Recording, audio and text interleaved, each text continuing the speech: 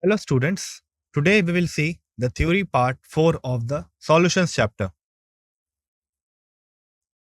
Disclaimer: the images, text and other materials used in our presentations are for educational purposes only. We respect the intellectual property rights of the original creators and owners.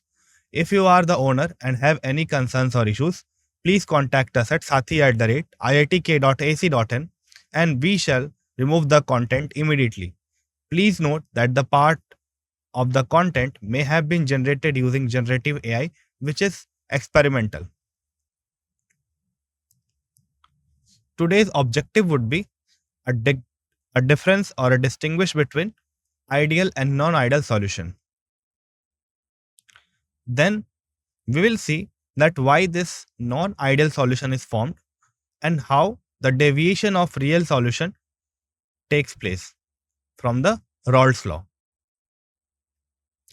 Coming on to the topics specifically, we will see that the deviation of Rawls law is due to the molecular interaction in detail.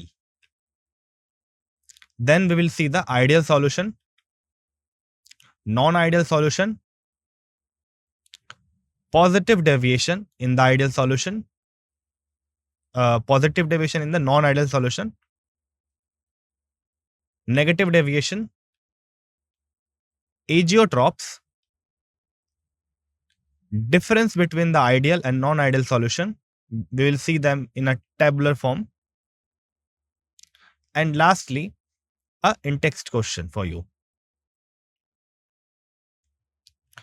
If I talk about the Rawls law, then we have seen that Rawls law was applicable only onto the liquid-liquid solution type, where the mixture is homogeneous. And it can have more than two components as well that are interacting with each other at the molecular level.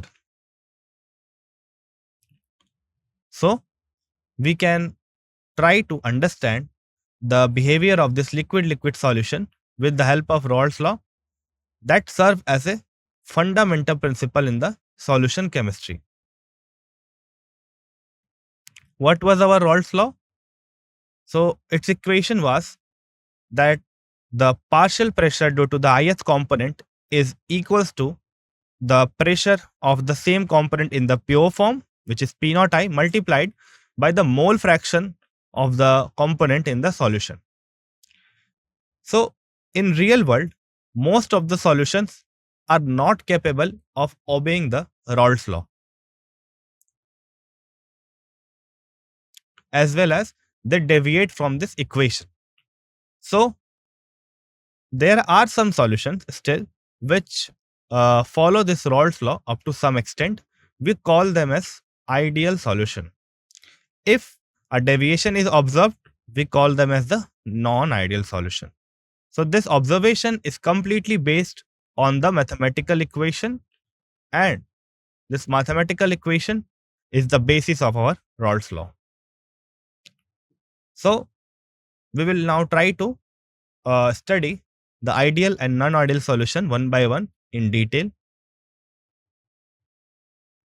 First of all, we will see what is ideal solution. So the solution which obeys Rawls law over the entire range of concentration. Entire range means you keep on changing the concentration, you will get a linear graph, which we saw in the Rawls law, and it keeps on following our Rawls law equation.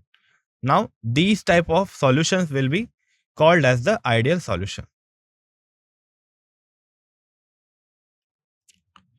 This ideal solution have two important properties which clearly dictates that it is ideal in nature. These properties are change in enthalpy and change in volume.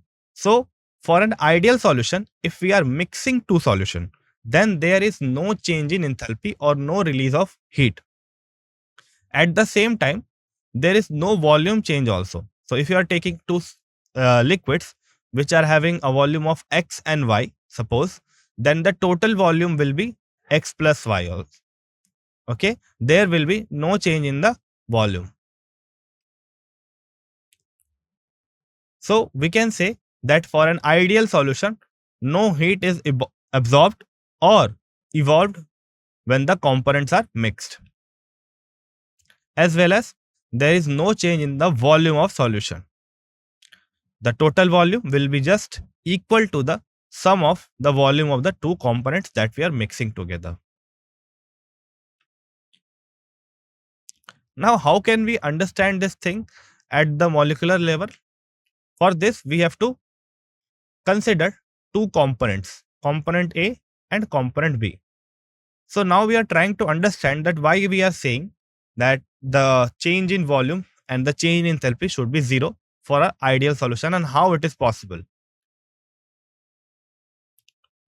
If I talk about the pure component, suppose we are taking component A and trying to describe the interaction between them, then there must be a extent of this interaction. So we are representing it with the help of A dash A. Similarly, the interaction between the BB is represented by B dash B. So we are taking the pure form. Now, when we make a binary solution by dissolving these two A and B, then we get a new type of interaction which can be represented by A dash B. I hope you're getting my point. So initially we were having AA interaction and BB interaction for the pure solution of A and B. After mixing, we have a third type of interaction other than these two, which is AB interaction. Now, if this AA interaction, BB interaction and AB interaction are of the same strength or they are nearly equal, then this leads to the formation of ideal solution. Okay. So if this interaction is same, there will be no change in enthalpy because the new interaction that is set up are strong in the same level as the AA and BB interaction were. As a result of it, there will be no change in enthalpy. And as a result of the same condition, you will not see a change in volume also because the molecules which were closer to each other are now not moving apart or coming more closer. So that will result in the same volume. So if you just try to imagine this situation with the help of the bonding strength, you can easily get the point that why our enthalpy change and volume change is zero.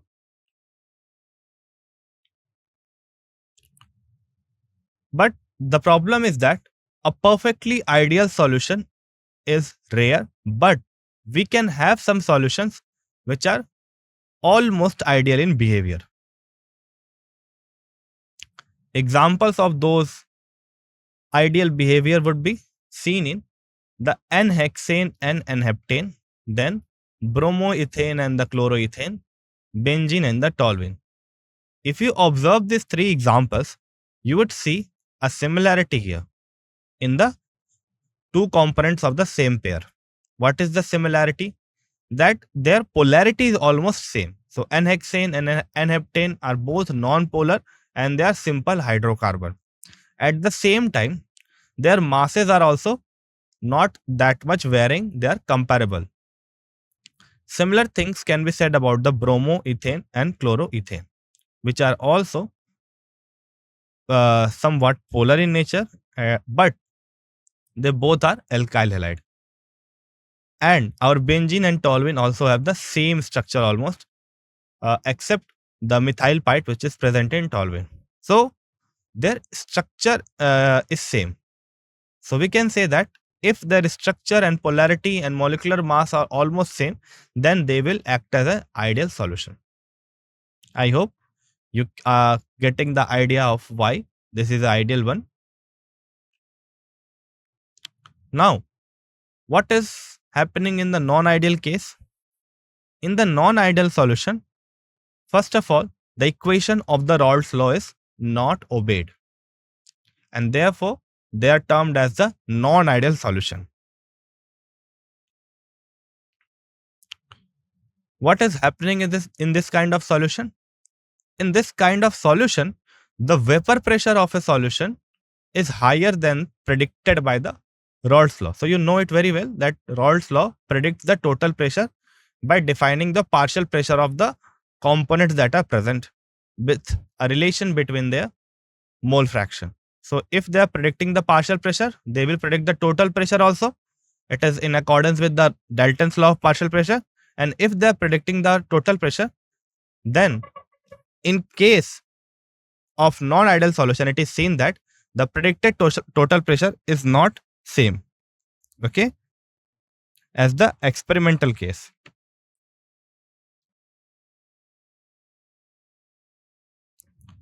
Now, there can be two situations. In first situation, the vapor pressure that is observed is greater than that predicted by the Raoult's law. In that case, we will tell that, okay, this non-ideal solution is showing a positive deviation. And if the predicted vapor pressure is greater than the original pressure that is being seen in the solution, or that it is being experimentally seen, then in that case, your solution will show a negative deviation according to Raoult's law.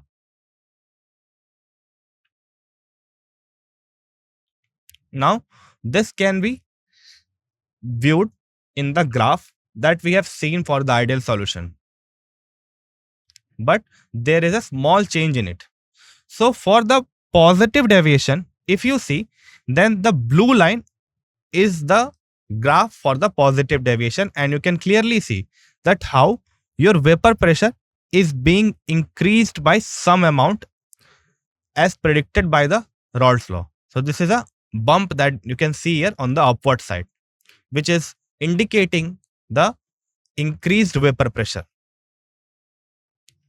And in the case of negative deviation, which is shown in the figure B, you can see a downward bump resulting in a lower vapor pressure than the predicted one. So this green dotted line is the ideal case. This blue line is the negative deviation in case of the figure B, and in the case of the figure A, it is positive deviation. And this same thing is seen in the partial pressure graphs also. Okay, so this is the partial pressure graph, which is running left to right and right to left. Okay, but the original pressure that is being observed experimentally comes out to be P1 and P2 for positive and negative deviation. Okay, so this is all about the experimental graph.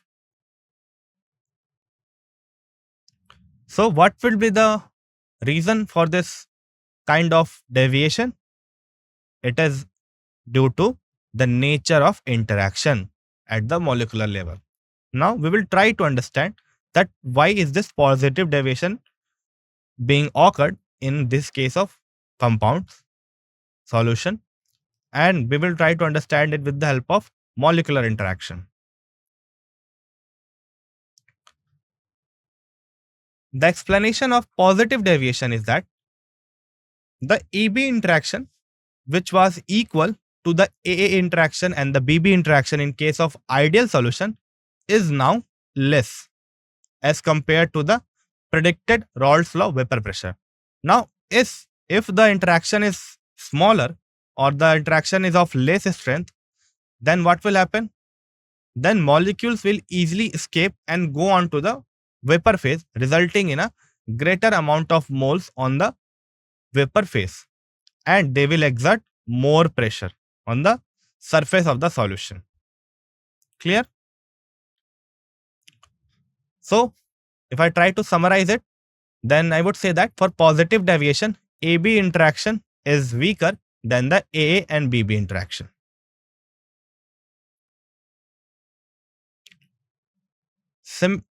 Now, as a result of it, the A or B molecule, which were interacted easily in the ideal case, are now interacting weakerly. Due to this, it can easily escape in the pure state. Okay, easily escape as compared to the pure state. Example would be the mixture of ethanol and acetone. Now, why it is happening? Why the interaction is weaker? Because in the case of pure ethanol, we have the presence of hydrogen bonding. Now, since some of the ethanol molecule are being displaced by this acetone, and acetone has no space for this hydrogen bonding, therefore, we will not see a strong interaction which was seen in case of ethanol, and as a result, the molecules will now easily escape the solution, resulting in a positive deviation.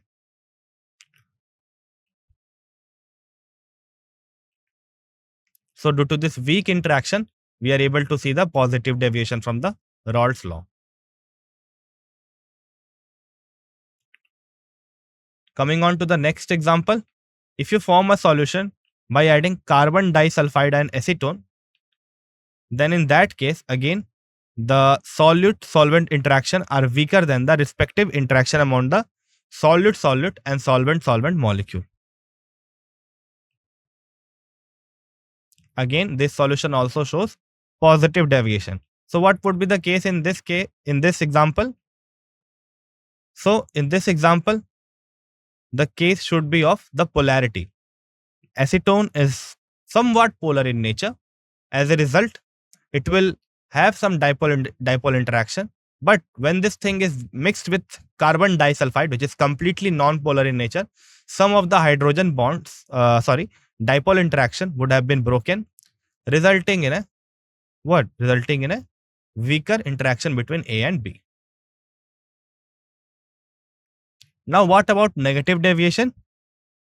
So you can just take the opposite case where your AA interaction and BB interaction are weaker as compared to the AB, because now the AB molecules are being able to interact or attract very strongly, due to which we are seeing a negative interaction.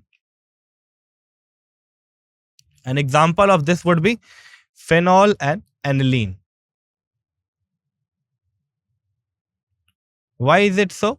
Because in this case, the intermolecular hydrogen bonding between the phenolic proton and lone pair of nitrogen is seen. And this interaction is stronger than the respective intermolecular hydrogen bonding between similar molecule of phenol and aniline and aniline. Similarly, we can think of the example of chloroform and acetone. They also show negative deviation. And it is again due to the chloroform molecule being able to form strong hydrogen bond with acetone. This can be seen here. So here is your chloroform. So chloroform would not be able to show the hydrogen bonding between its individual molecule, but when it is mixed with acetone, the oxygen of the acetone is capable of doing the hydrogen bonding with the chloroform. Now, due to this strong interaction, which was not present in the pure chloroform, we will see a negative deviation as the molecule will now face difficulty to leave the solution phase.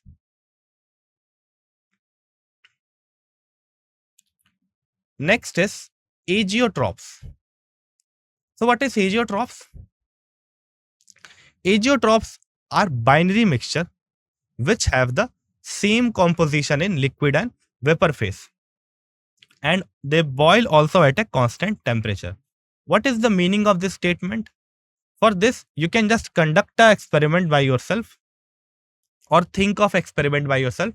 Suppose you are taking a mixture, a binary mixture, and you are keeping it in a closed system where the exchange of energy is allowed, but the exchange of matter is not allowed. Now in the closed vessel, the vapors will be formed for this binary mixture, and there will be the presence of both solute and solvent molecule in the vapor phase. Similarly, the solute and solvent molecules would also be present in the solution phase. Okay. Now, you will see that the concentration of the solute and solvent in the liquid phase and the vapor phase is same. Now, these type of mixtures are called as azeotrophs. So it is written that they will have the same composition in the liquid as well as the vapor phase. And also, they boil at a constant temperature. What is the difficulty that is faced in this kind of solution? The difficulty is that since they are boiling at the same constant temperature, it is very difficult to separate them by fractional distillation, as they will evaporate at the same rate, resulting in a difficult way to separate them. Now, on the basis of deviation, they are classified as minimum boiling azeotrophs and maximum boiling azeotrophs. So it's very simple to understand. If it showing a large positive deviation, so if your azeotroph will show a large positive deviation, you will call them as the minimum boiling azeotrophs as a specific composition. For example, the ethanol water mixture, which is obtained by fermentation of sugar, on fractional distillation, it gives a solution that contains approximately 95% by volume of ethanol. So this ethanol water mixture is an example of minimum boiling azeotrophs, the azeotrophs which show positive deviation. So once this composition known as azeotroph composition has been achieved, the liquid and vapor have the same composition and later on no further separation occur. So suppose you are trying to distill them out, and if this ethanol water mixture comes at a concentration where it is 95% by volume of ethanol, then further we cannot separate them by the means of fractional distillation, as they have the same composition in the liquid and vapor phase. Now, why we are saying that we can't distill them out when they are having the same composition in the liquid and vapor phase?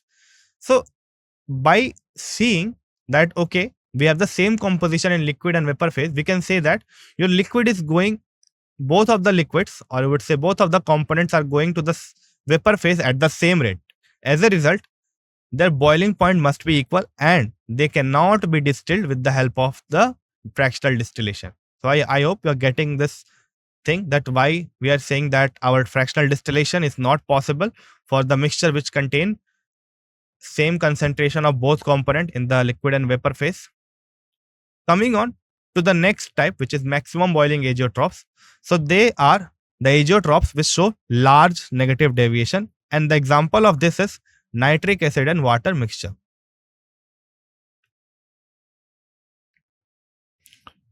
In this nitric acid and water mixture, the 68% of the solution should be nitric acid and 32% will be water, and this percentage is by mass.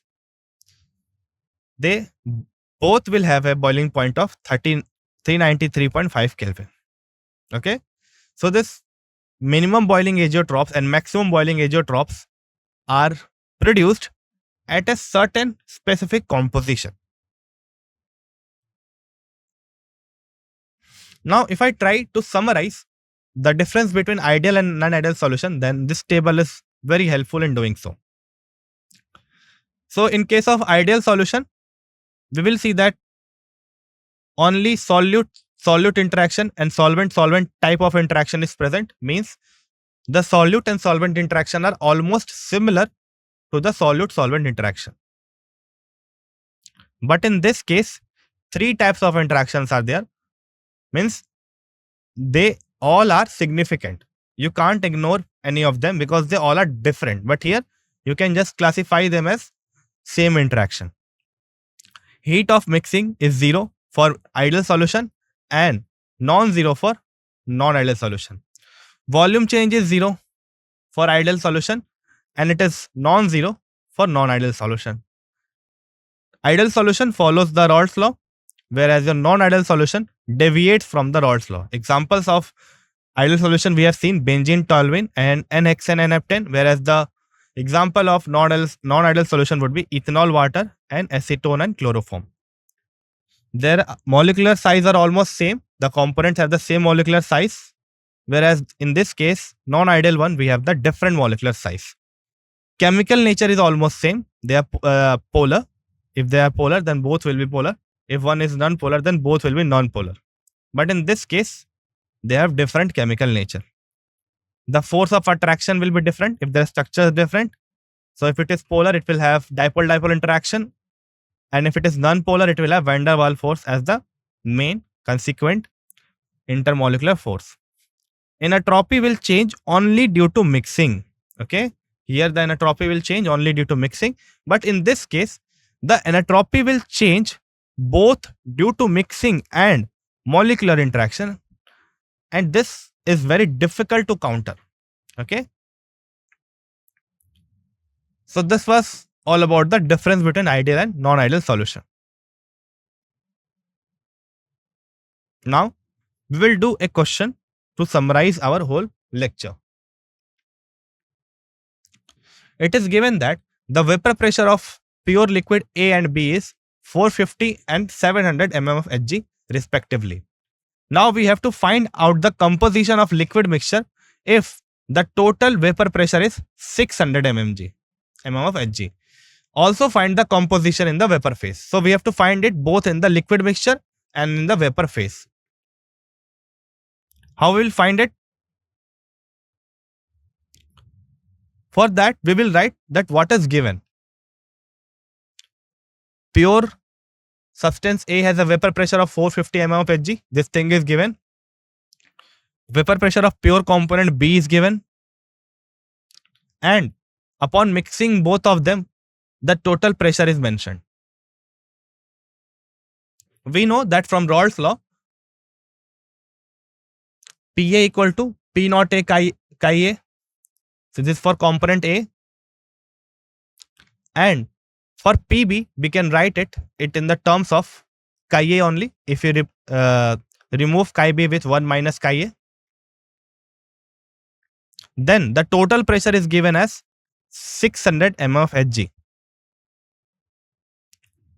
Putting the value of Pa naught and Pb naught in the P total, we get this thing. Or we can just multiply this P naught B inside the bracket to get this equation. Finally, we will take chi A common in the first and the third term. And upon simplifying it further, we can put the values. So we are interested in chi A first of all.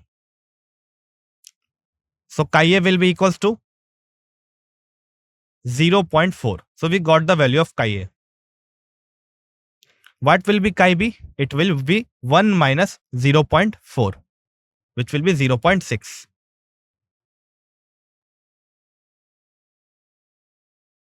Now we have calculated the concentration in the liquid mixture. Now we will move to the composition in the vapor phase. For that, what we will do? First, we will calculate the partial pressure of A, which is P naught A chi A, again from the Raoult's law. This will come out to be 180 mm of Hg. Remember, the thing that was given earlier in the question, it was P naught A, not Pa. So Pa is the partial pressure in the solution. P naught A is the pressure in the pure form of the A.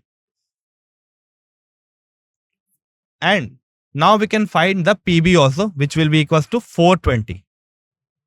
So we have just used our chi A and chi B that we have calculated in the previous calculation. What was the equation for the vapor phase? It is given as Pa by P total. Okay.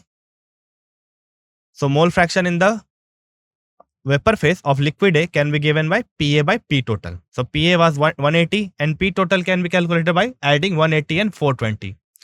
If you calculate this equation further, it will give you 0.30.